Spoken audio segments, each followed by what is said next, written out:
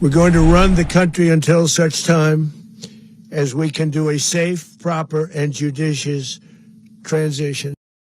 President Donald Trump announced today that the United States will temporarily run Venezuela after launching airstrikes on the country early this morning as part of an operation to seize President Nicolas Maduro and his wife to face criminal charges in the U.S.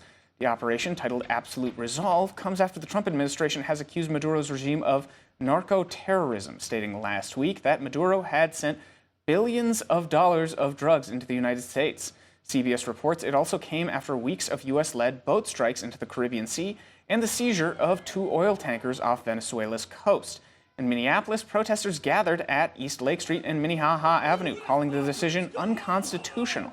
In terms of that, not only did the United States attack Venezuela today, but the United States went into the sovereign country of Venezuela and kidnapped the president and the first lady of Venezuela. This is a major escalation.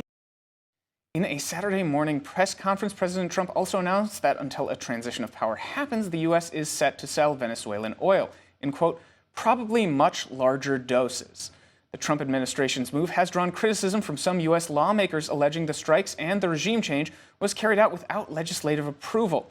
U.S. Senator Amy Klobuchar, a Democrat from Minnesota, said in a statement, quote, we should not put Americans at risk in this way without careful deliberation among the people's elected representatives.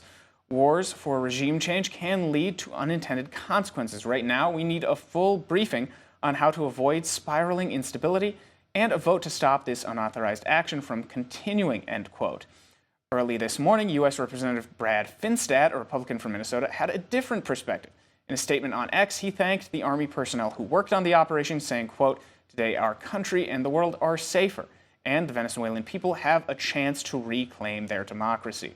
Maduro's drug trafficking networks have fueled violence across our hemisphere and are responsible for the deaths of thousands of Americans. Thanks to President Trump's leadership, Maduro will now face justice for his crimes against the American people, end quote.